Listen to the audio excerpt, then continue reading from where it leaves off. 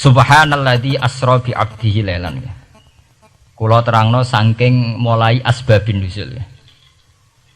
Rata-rata ulama itu berpendapat bahwa asal mula Isra itu sebagai hiburan. Hiburan dari Tuhan, Allah nyukani pelipur larang niku saat Nabi ngalami dua kesusahan. Itu periode Mekah itu periode tersulit Nabi karena beliau itu sudah minoritas, kaum minoritas kecil, miskin, terus pendukungnya tidak ada. Satu-satunya yang menggaransi, yang menjamin Nabi tidak dibunuh itu karena beliau dilindungi oleh sinten pamanipun, sinten Abu Thalib. Dan termasuk lagi secara kasta sosial ekonomi beliau tinggi karena punya istri yang saudagar kaya. Gini ku Sayyidah Khadijah. Tapi ternyata orang yang selama ini benar-benar di belakang Nabi, baik secara materi maupun moral, sing entek-entekan berjuang, ternyata wafat. Khadijah Abu Thalib wafat. Terus dikenal tahun itu tahun Amul Husni, tahun kesusahan. Sudah gitu niki sing termasuk ilmiah. Sudah gitu secara ilmiah psikologis kejiwaan Nabi terguncang. Niki rungokno tenan niki ngaji nggih. Terguncang itu karena secara mitos nggih, keyakinane tiyang Arab niku pun kadung kedikte embek keyakinan yang ditanamkan ulama-ulama Yahudi dan Nasrani. Nggih, kula baleni malih nggih.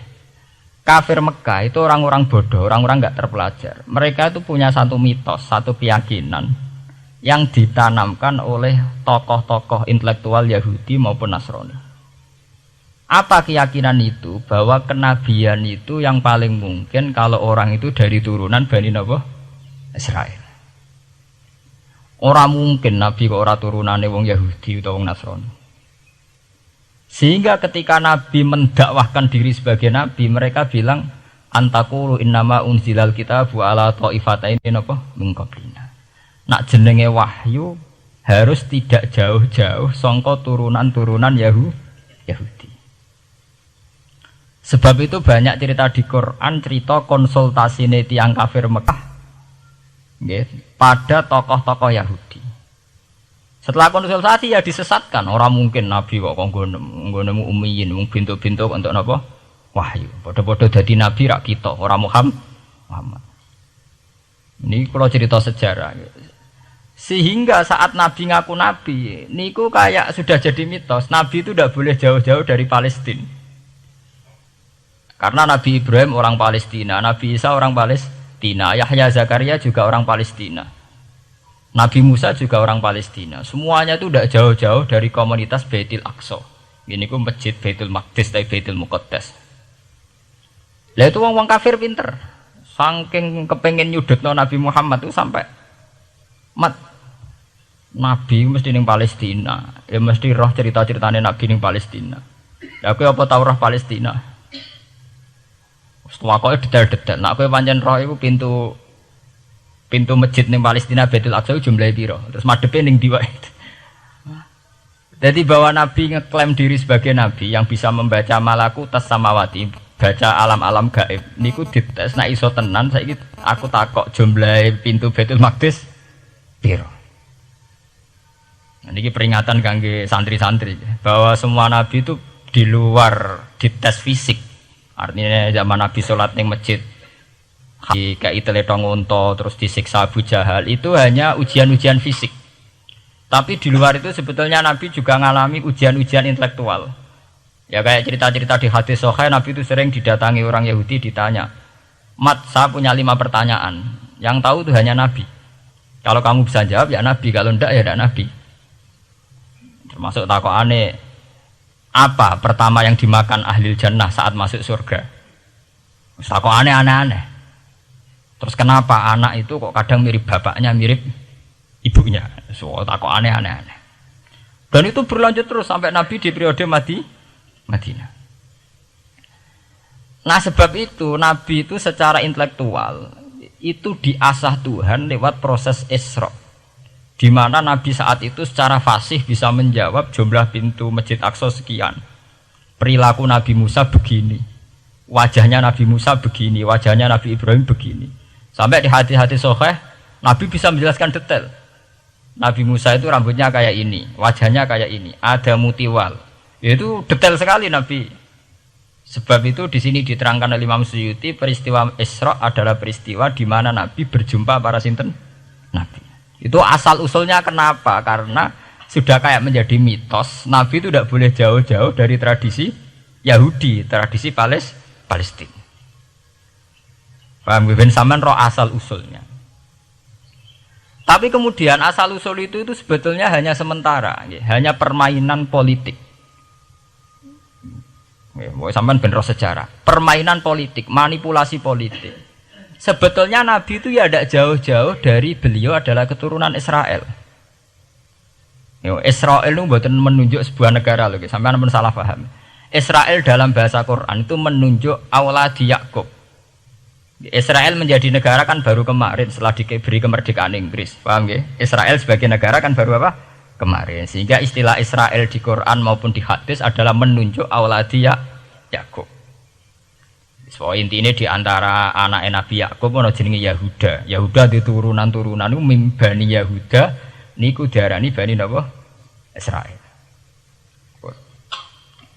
Ternyata setelah dirunut Nabi Muhammad itu ada beda jauh dengan keluarga Israel. Karena Nabi adalah turunannya Nabi sinten Ibrahim. Okay. Nabi Ibrahim niku gada putra kalih sing gada turunan gini ku Ishak kalian Ismail. Ismail kalian Nabi Ibrahim disalap teng Mekah. Gini ku sing disebut Quran inni askantu min dzurriyyati biwatin ghairi dzi sar'in inda baitikal muharram. Terus saking Nabi Ismail nurun-nurun ngantos Sayyid Adnan. Ya, mulane nak teng berjanji disebut wa adnanu bila bin intadzabil ulumin nasabiyah ila dzabihi Ismail nisbatuhu wa muntama. Secara teori ilmu nasab Sayyid Adnan jelas-jelas wa adnanu bila bin intadzabil ulumin nasabiyah ila dzabihi Ismail nisbatuhu wa muntama. Tapi yang menjadi masalah, yaitu tadi saya sudah bilang, seakan-akan Nabi Muhammad itu orang yang benar-benar berbeda dari dinasti itu, dari keturunan itu. Karena orang Yahudi, orang kafir Mekah di kepentingan menggagalkan kenabian Muhammad, sehingga dilecehno Muhammad bin Abi Kabsah. Oh Muhammad yang cilik di rumah tukangan wedes. Jadi, gue nak seneng kiai kan. Inna akramakum indawi atqakum. Cek Ben Karlan, cek Karmin pokoknya takwa ya kiai. Tapi nak lagi gedeng kiai iku kan. Anake Karlan kok kakean tingkah. Lah dhisik wong Mekah ya ngoten niku. Jadi nak muni Muhammad bin Abdullah bin Abdul Muthalib cek terhormat. Mereka adalah orang-orang bangsawan di seputar Quraisy. Nabi itu kastane Quraisy. Jadi kalau Muhammad bin Abdullah bin Abdul Muthalib cek ketok terhormat. Wong kafir pinter nang istilahna ora Muhammad bin Abdullah. Muhammad bin Abi Kabsah, mereka cilik Nabi tahu dirumat, cara kene ya Karlan yang penjara desa. Mulane Nabi tahu angon wedhus, mereka tahu de bapak angkat sing tukang napa? Wedhus. Lah wong Mekah pinter, dididik wong Yahudi. Kena istilahna aja Muhammad bin Abdullah bin Abdul Muthalib, iku cek kekerenan, terlalu napa? Keren. Jadi Muhammad bin Ibnu Abi Kabsah. Di wong nak seneng Pak Harto kan Soeharto jenderal besar. Nek sing gedeng wong kemusuk kan repot ya. Oh, terus nyebut desa asli ini asal nak seneng bupati ya jadi bupati orang nomor 1 di Bojonegoro nak gedeng golekno asal usule sing ngoten mun sunatullah mulai riyen sampai kiamat ya sunatullah ilati qad khalas napa mengkobel walanta jadi sunnatil lain napa tabdila ya akan begitu. Nah sehingga peristiwa Isra itu satu peristiwa rohani ya. Selain peristiwa rohani nanti akan diwajibkan sholat, juga ada peristiwa intelektual, ada pengajaran intelektual bahwa semua nabi itu harus punya tradisi yang sama, punya karakter yang sama. Jika nabi dalam proses Isra itu dipertemukan dengan Nabi Ibrahim, Nabi Musa, nabi-nabi yang lain. Dan diskusi di situ juga ada diskusi-diskusi. Paham ya?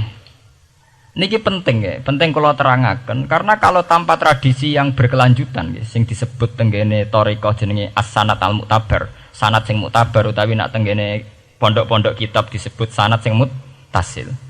Ini nanti semua tradisi kenabian akan melenceng. Kalau melenceng itu ngeri. Karena setiap orang dia mesti ada subjektivitas sendiri, punya versinya sendiri. Sehingga semua nabi harus model istilah politik itu punya platform yang sama, punya karakter yang sama, punya model yang apa? Sama. Nah, sebab itu secara intelektual Nabi Muhammad itu dikenalkan oleh karakter para nabi-nabi dulu. Nggak detail. Satu Quran 30 juz. Andai kan sampai hafal Quran, sampai ngurunut sejarahnya coba. Kita ini kan kadung dibentuk. Artinya kita ini ya alhamdulillah sudah kadung kebentuk, tahu sejarah para nabi. Tapi asal usulnya kita tahu lewat kitab yang namanya Al-Quran. Supaya apa? Nabi Muhammad itu dibimbing bahwa Quran atau ajaran beliau benar-benar musaddiqal lima baina yadayhi, benar-benar selaras dengan ajaran sebelumnya. Mulai ajaran yang bersifat samawi sampai hal-hal yang basariyah, yang menyangkut tabiah apa? Basariyah. Kalau contohnya ngeten, misalnya begini. Nabi Muhammad disejarahkan Nabi Ibrahim, beliau punya problem. Problem itu berupa punya bapak atau paman yang tidak Islam. Bahkan nak ning ceritane kiai-kiai desa dari Nabi Ibrahim cilike kon adol patung. Terus didol meniki patung, ya ora manfaati ra mudarati, mbok tuku ya karepem ora napa karepem. Mbok ono sanate mbok ora, pokoke cerita iku populer. Disejarahkan begitu. Sehingga Nabi Muhammad tahu, oh ternyata yang punya problem ngadepi keluarga itu tidak saya tok. Dulu Nabi Ibrahim juga punya problem ngadepi keluarga. Aku tak lumayan terima paman, Pak Lek, Pak De, Abu Jahal sinten? Abu Lahab. Nabi Ibrahim malah bapaknya. Dah gitu. Setelah itu juga diceritakan tentang Nabi Nuh, Nabi Lut, seorang nabi besar yang punya nasib sial, yaitu istrinya pengkhianat. Mereka jadi kiai di bojo judes itu tidak masalah. Mulai terima kiai di bojo judes biasa. Ya itu tadi Nabi Nuh, Nabi Lut itu lebih ngeri ketimbang itu di bojo apa? Bukan kebenaran. Kita kan paling dicoba bojo judes, kan ringan banget. Paling banter mecano piring gelas itu murah banget. Begitu terus. Nabi Musa juga gitu. Diceritakan Nabi Musa, beliau adalah seorang sosok Bani Israel yang temperamental. Ya basariah sekali. Saking temperamentalnya ketika tukaran ya jotos. Karena nak kiai temperamental kadang jotosan ya ono sanate ya Nabi Musa nak tukaran ra cocok napa? Jotos. Fawakazahu Musa faqada alai. Artinya ya basariah sekali. Cerita ABG ini pubere nggih wonten saat beliau melarikan diri lala ketemu cewek loro. Ya ora wentise barang Nabi Musa, waduh mari maksiat ae terus kan. Wadek aja mlaku ning ngarepku. Nah kena angin aku roh sikilem mari nafsu. Aku nabi kok nafsu barang kan ra pantes. Nah ngono ke mlaku guriku. Ya basariah sekali itu sampai detail. Terus ketika itu terus disuaka politik oleh Nabi Syuaib. Sehingga menjadi tradisi bahwa semua nabi akan mengalami problem dengan kaumnya. Kemudian disuaka politik oleh komunitas yang berbeda, yaitu komunitas Syuaib itu di luar pemerintahan Fir'aun. Sama seperti yang dialami Nabi Muhammad, komunitas Mekah itu menyiksa Nabi, bahkan mengimbargo sinten Nabi. Semua aliran dana, aliran ekonomi, akses dana, akses makanan itu ditutup di Mekah. Sehingga Nabi sampai dahar dedaunan, fisik bil jibali napa Mekah. Tapi beliau diselamatkan oleh sahabat Ansor yang terpisah dari komunitas Ahlu Mekah. Itu mirip ceritanya Nabi Musa yang diselamatkan Nabi Syuaib yang terpisah total dari komunitas Fir'aun. Ini penting kalau ulang temriki sehingga karakter-karakter kenabian itu tidak rubah. Karakternya sama. Sehingga setelah kita mengenali karakter para nabi, kita mudah sekali mengenali nabi palsu. Paham ya? Mulane kalau nabi palsu paling seneng musodek, ketara palsune. Lah sing repot sing ora ketara, mergo jenenge Ahmad. Ahmad Muhammad tak mirip. Mulane nek kowe jeneng supaya ora aku nabi jenengno Kartolo. Mergo nek Ahmad bin Gulam rak jenenge Ahmad. Ana terkenal nabi nek ora jenenge Muhammad utawa napa? Ahmad. Mulane Ahmad bin Gulam pas ngaku nabi pengaruhe gede mergo mirip. Mulane kula wingi takoki mahasiswa Jogja, Gus, cara jenengan jeneng Jawa mbek Arab apa iki? Nak trene akeh nabi palsu apik Jawa lah Kartolo. Karena secara kriteria kenabian ndak akan masuk. Nek anak jenenge Kartolo atau Karmin itu ndak akan masuk kriteria wong sing bakal dadi nabi. Lah anak jenenge Ahmad tak mirip-mirip nabi. Oh Ahmad Hulam bin Mirza wani ngaku nabi mergo jenenge Ahmad. Musaddiq ya mergo musaddiqal lima bena ya teh. Lah anak Kartolo, Karmin, Karlan agak ono. Mulane saiki sing jenenge Jawa kudu syukur. Akan terbebas dari mengaku napa? Nabi. Lho syukur kan gak akan salah. Di barokah sampean jeneng Jawa, orang-orang ngaku napa? Nabi. Selamat. Kudu syukur. Paham ya? Tidak apa-apa, itu harus dinikmati. Ya itu tadi ya, karena Nabi itu punya karakter yang sama, punya tradisi yang sama, yang mirip-mirip. Itu kenapa Quran berkali-kali menceritakan sisi-sisi kenabian Nabi di luar Nabi Muhammad. Karena biar karakter Nabi Muhammad terbentuk, ya, terbentuk dengan karakter Nabi sebelumnya. Tidak melenceng.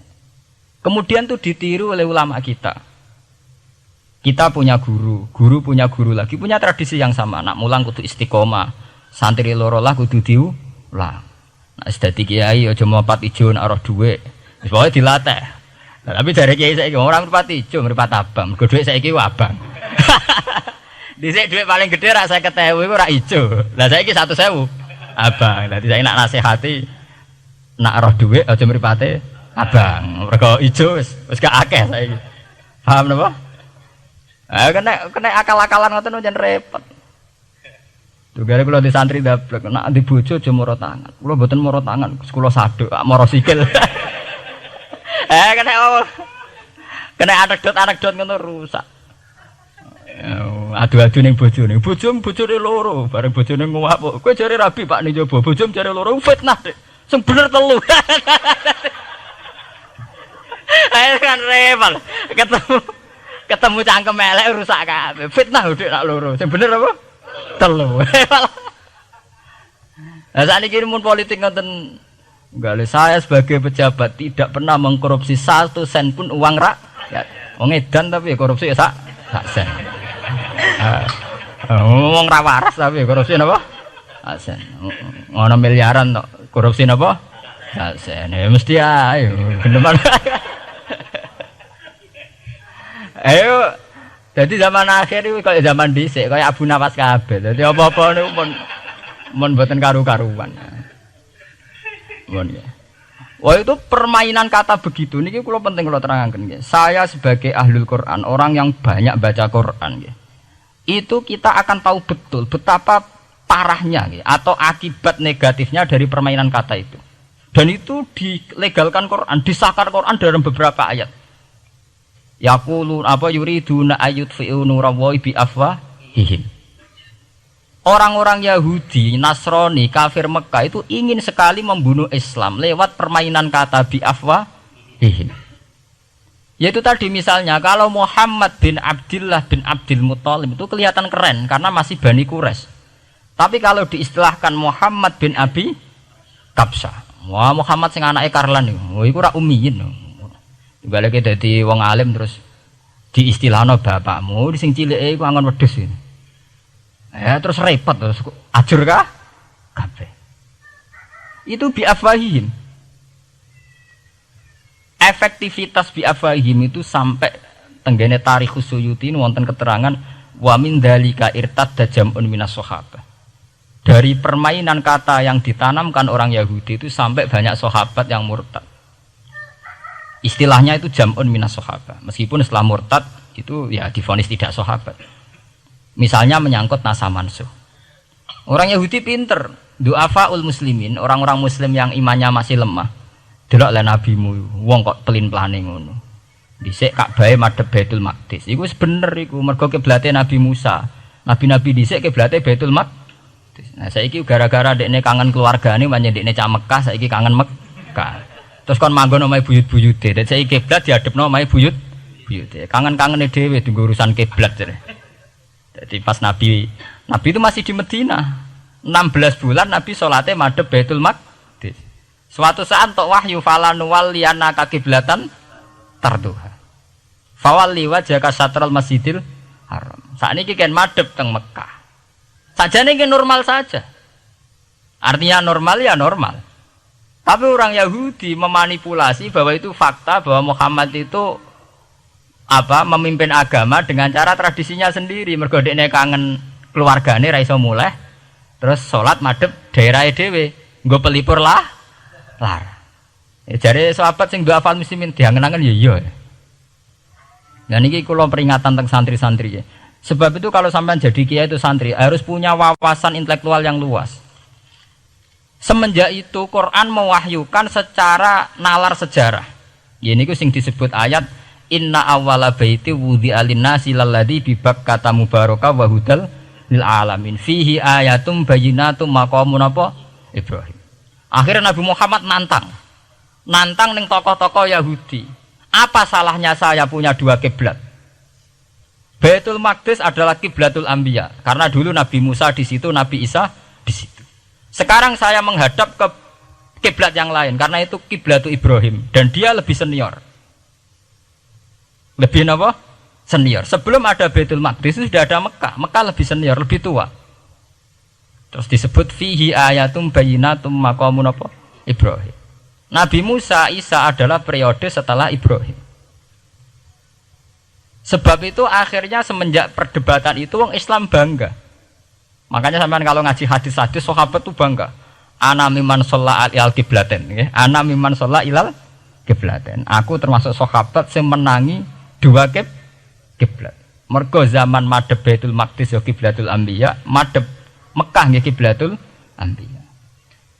Artinya apa? Perdebatan ini dimenangkan oleh Nabi Muhammad bukan karena mitos atau kultus atau taklid buta, tapi memang secara sejarah kiblat tertua adalah Mekah. Ini disebut inna awala baiti wudi'a lin-nasi lalladzi napa bi Bakkata mubaraka wa hudalil alamin fihi ayatum bayyinatum maqamun apa Ibrahim. Artinya Quran tidak pakai teori mitos. Pokoknya nabi ini saiki aku ya terserah aku, itu tidak begitu. Paham ya? Tapi diterangkan secara kesejarahan bahwa asal usul Mekah jadi kiblat itu rasional sekali. Bukan karena nabi orang Mekah mboten, memang dulu-dulunya Nabi Ibrahim berkiblat di situ.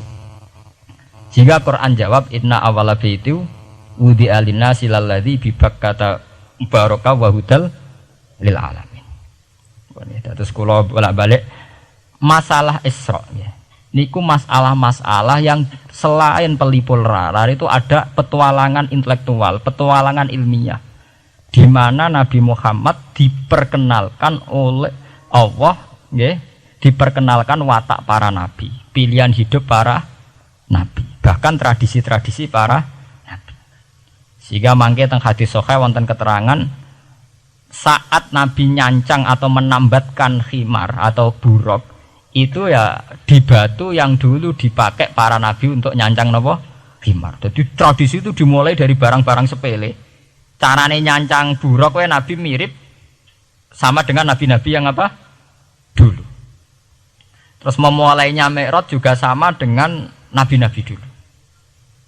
Bon niku sing secara ilmiah tarikhiyah. Sakniki sing menyangkut akidah firqah fil Islam. Nah niki kula terangno. Menurut ahli sunnah, orang yang mengingkari Isra itu kafir. Ya kafir karena dzikra fil Quran nggih. Isra itu dzikra fil Quran. Makanya tadi saya jarang sekali pakai bahasa Mi'raj. Ya, tapi nak teng Indonesia kadung menang merjep peristiwa Isra dan apa? Mi'raj. Pokoknya bahasa kadung salah, kadung menangan ya menangan. Kadung istilah Isra dan apa? Mi'raj. Sebetulnya yang disepakati ulama itu hanya Isra. Artinya yang memungkiri Isra itu kafir karena dzikra fil Quran. Lah kemudian Mi'raj menurut keyakinan ahli sunnah itu terjadi. Setelah terjadi itu masalahnya biruhi wa jasadihi jami'an ma'an atau biruhi faqat. Nah, kemudian menjadi firqah-firqah yang macam-macam. Ada yang meyakini biruhi wa jasadi, ada yang meyakini biruhi napa faqat. Sampeyan kalau ngaji Al-Kawakibul Lama'ah karangannya Mbah Fadl atau kitab-kitab panduan ahli sunnah yang disahkan oleh NU. NU dulu pas musyawarah besar di Jemang yang dipakai panduan itu dulu yang disahkan itu Al-Kawakibul Lama'ah yang dikarang Mbah Fadl. Itu memang kita termasuk ngikuti yang biruhi wajah sadi. Tapi sebetulnya dalam kelompok yang biruhi fakot itu ada orang keren di dalam dunia ilmiah. Ini termasuk Aisyah meyakini biruhi napa? Fakot. Ya, tapi itu sudah masalah-masalah kemudian berkembang menjadi di luar masalah firqah, terus menjadi masalah said, masalah pengetahuan. Kalau masalah pengetahuan tentu kita ini terus masalah kan, artinya masalah itu kalau iman diukur dengan akal ya kadang tidak sambung. Wah itu mokal, orang dengan kecepatan sekian pasti hancur. Dan agama ukur akal terus ya repot. Wong dipendem sudah dibualung ya dibualung, dibakas tangi bareng. Jadi sing disoal ora mek rotok kabeh napa? Disoal. Manjen masalah manusia itu masalah-masalah sing ya begitu. Oke. Mbon niku mboten penting. Nah, itu terus kemudian menjadi firqah. Terus kemudian ada hadis-hadis yang menerangkan proses Nabi dialek dengan para nabi. Kayak ketemu Nabi Musa, Nabi Ibrahim, terus Nabi Idris, Nabi Isa, Nabi Musa. Itu terus diterangkan di hadis-hadis sahih. Ini kalau balik tentang keterangan wau, sebetulnya pertemuan-pertemuan ini itu dimaksudkan Nabi biar punya tradisi yang sama dengan nabi-nabi sebelumnya. Karena ini penting ya. Sama nek sira rasane dadi kiai. Niku kroso banget. Misalnya kita ya. Kita akan dididik ala pesantren misalnya. Kita punya kiai-kiai yang punya tradisi. Misalnya nak rawong nakal, wong minum astagfirullahaladzim, wong kok ngono kan gitu. Ya hanya begitu. Sehingga wis kaya identik angger kiai NU atau amalia NU iku rawani naboki wong sing nyabu. Ya rawani nyaduki wong sing lagi minum. Kemudian itu dianggap satu kekurangan atau apa, walhasil kemudian lahir kayak FPI. Orang yang tidak menerima metode itu. Tapi sudah kayak ada janjian tuh begitu. Kiai paling anti kemungkaran lah itu. Masa kiai paling kerengo sapa mbok terkenal kerengo. Mereka tidak punya catatan repot bahwa mereka pernah jotosi wong minum. Masih sing sering jotosi santri lah itu tetep ora tahu terkenal jotosi napa? Wong sing mabuk, wong sing minum. Itu sudah kayak tradisi. Dulu zaman Basim Asari Jombang terkenal ijo be abang, sing abang ya abangan tenan. Sing ijo. Tapi tidak ada catatan sejarah kiai jotosan be pemabuk. Ya memang kayak kita sudah punya tradisi nak roh kemungkaran itu menang kalah itu lewat proses bil hikmati wal mau'izatil hasanah. Kita ini kayak punya tradisi nak roh kemungkaran milih model Nabi wa mahdi qaumi fa innahum la ya'lam. Itu ya kayak ada janjian begitu. Meskipun kita sebagai orang alim ya tahu nahi mungkar itu wajib. Nahi mungkar itu begini-begini, tapi ya praktek kita tidak pernah begitu. Kalau di Timur Tengah kebalikan. Mana ada terima karuan wong nakal. Podo soleh beda aliran halal dibunuh. Sehingga wong Sunni yo ngalalo darah wong Syiah nggih ngalalo darah napa? Wong Sunni. Ya sudah kayak tradisi. Sampai nak maca kitab fikih-fikih khas Arab. Mau biasa muni wong ngene iku muhaddarun damu. Padahal ya wong soleh, wong Islam di mazhab apa wis disebut darun apa? Damu. Sehingga kita itu tadi, kita punya tradisi. Saya tuh kalau sedang tahajud, matehai para wali-wali songo atau apa, itu yang terpikir di saya itu hanya satu. Agama Islam itu lahir lewat Quran dan hadis. Tapi kemudian tahu-tahu tetap berimprovisasi, berkembang sesuai tokoh yang membawa.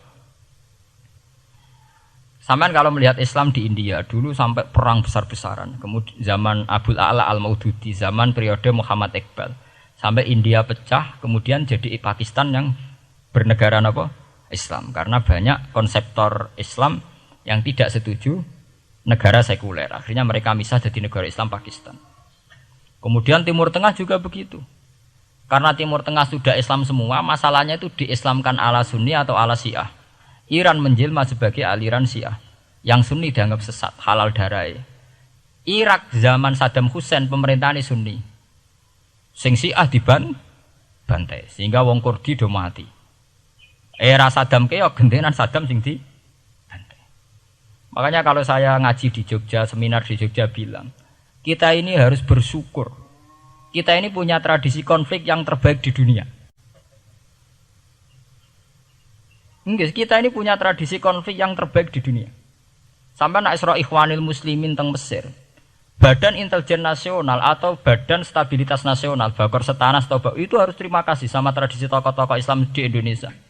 Lepas dari kita setuju tidak setuju itu terserah. Tapi kita punya tradisi konflik yang paling baik di dunia.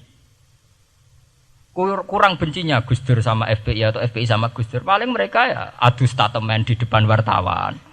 Itu bagus sekali. Cara nang Arab wis tembak-tembakan. Kita punya sejarah. Secara pesantren saya itu punya sejarah panjang.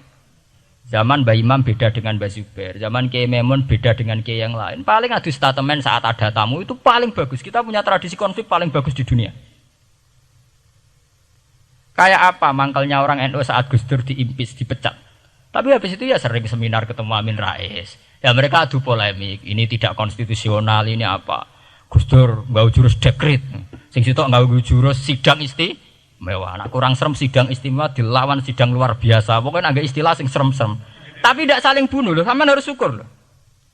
Selama ini orang awam sering bilang, loh kiai kok tukaran. Sampean bandingkan di Timur Tengah, jenenge tukaran mesti tahdirudam. Para polisi, para badan intelijen, para yang menjaga stabilitas negara ini harus terima kasih sama tradisi tokoh-tokoh Indonesia. Yang namanya di Mesir, di Irak, di mana-mana jenenge tukaran mesti melibatkan pertumpahan darah. Saat Arab Saudi jadi Wahabi itu besar-besaran itu. Pembunuhan apa pengusiran orang-orang Sunni. Tapi di Indonesia enggak. Di anarkis. Paling itu tadi adu polemik. MLB dilawan MLB itu masih keren sekali, tidak apa-apa. Itu lebih baik ketimbang adu jotos atau adu hizib lah. Itu masih bagus. Nenda ini sampean biar paham, biar syukur jadi bangsa Indonesia. Kita punya tradisi konflik yang baik. Sama nak setelah peristiwa teng Irak, ya, teng Sudan, teng Khartoum, teng Darfur, itu kan orang Islam semua. Gara-gara beda madzhab saling bunuh. Di Mesir ya gitu, Ikhwanul Muslimin dengan pemerintah dan sebagainya. Hatta saya sebesar Sayyid Qutb, sing tokoh populer mohon kak budutnya boten jelas. Di Indonesia bagus sekali. Kita menangi zaman secara sejarah, ya. Kita menangi bedanya dulu Ahmad Hasan dengan tokoh-tokoh NU. Kulo nu menangi secara sejarah sering baca. Terus zaman anyar-anyarane NU asas tunggal, bedanya Gus Dur dengan Kiai As'ad. Sak mangke bedane PKB dua versi. Mereka menyelesaikan secara beradab. Lewat pengadilan, kok pengadilan kalah lewat MA, beradab sekali. Kita harus bersyukur. Dibanding penyelesaian konflik kayak di Irak kemudian ngundang Amerika, akhirnya sekarang kacau balau. Di Timor Leste yang latihan bikin Ramos Hurta disuduk, Indonesia paling banter ngobong fotonya SBC. Ya masih terhormat lah, masih artinya masih beretika. Kita harus syukur punya bangsa yang beradab. Wong ras tujuan tar kiai rasan-rasanan. Kiai kok ngono, sing tok lho kiai kok ngono. Engko sing kiai tengah-tengah ayo ono sing ngono, ono sing ngene dadi. Sing ra melok-melok biasanya terus milih amane, ya ono sing ngono, ono sing ngene. Jadi artinya kita yang baik. Saya itu berkali-kali ngaji ya. Sampean kalau sering baca Quran dan menghayati, artinya ora maca Quran pelang-pelang ora karepe, menghayati. Saya itu sekarang sesadar-sadarnya, saya masih belajar. Ini jamaah sini harus tahu. Saya hingga detik ini masih belajar. Entah itu lewat belajar baca Jalalain atau belajar merenung maupun belajar lewat yang lain. Quran itu dulu ya sering nyebut begitu itu saya tidak paham. Sekarang itu saya paham, tambah paham. Misalnya di juz 4 ada istilah ikhwanan. Orang mukmin disuruh ingat peristiwa-peristiwa yang dulu saling kuntum a'daan fa'allafa baina qulubikum fa asbahtum bi ni'matihi napa ikhwanan. Dulu kamu bermusuh-musuhan, yaitu antara kelompok Aus dan Khazraj. Gara-gara barokatul Islam, sekarang kamu menjadi ikhwana. Menjadi bersaudara. Sampean kalau melihat TV, merunut konflik di Irak, sering ada bom bunuh diri, itu kan ada asal-usulnya. Memang sekarang orang menimpakan kesalahan itu pada pasukan multinasional yang dipimpin Amerika dan Inggris. Tapi sebetulnya ada usul-usulnya. Sampai Amerika bisa masuk karena orang Irak tidak ikhwanan. Tidak apa? Yaitu ada Syiah, ada Sunni, mereka saling menikam, saling bunuh. Sehingga karena ada ikhwanan ini pihak ketiga masuk, yaitu tentara multinasional. Makanya saat di Jogja ditanya, cara jenengan sebuti menyangkut Ahmadiyah, menyangkut konflik di Jakarta, saya bilang, sekarang setiap orang bikin from apa forum, yaitu baik, kalau niatnya baik-baik. Tapi andaikan saya ditanya Tuhan nanti, hak kowe iku kelompok apa? Pokoknya angger NU atau Muhammadiyah ajak mayoritas, kamu milih salah sitok iku. Bukan karena mau saya oportunis milih yang besar, itu lebih baik, lebih maslahat. Karena kalau setiap orang merasa benar bikin kelompok sendiri akan menjadi kelompok banyak. Dan saat menjadi kelompok banyak, tentu konfliknya lebih tidak terpola. Tidak apa? Terpola. Umpama Hasim tukaran mbek Den Samsudin itu terpola. Tapi nek angger wong ngrasa duwe ketua dhewe tidak terpola. Bagaimanapun ikhwanan itu harus disyukuri. Nggih, dalam kondisi berteman. Sebab itu Nabi sering ngendikan ilzamu jamaahirul muslimin wa man sadza sadzafin. Mbok kamu itu ikut kelompok mayoritas saja.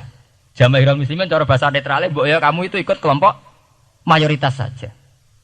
Karena kalau orang merasa benar kemudian bikin kelompok sendiri itu tidak ada selesainya.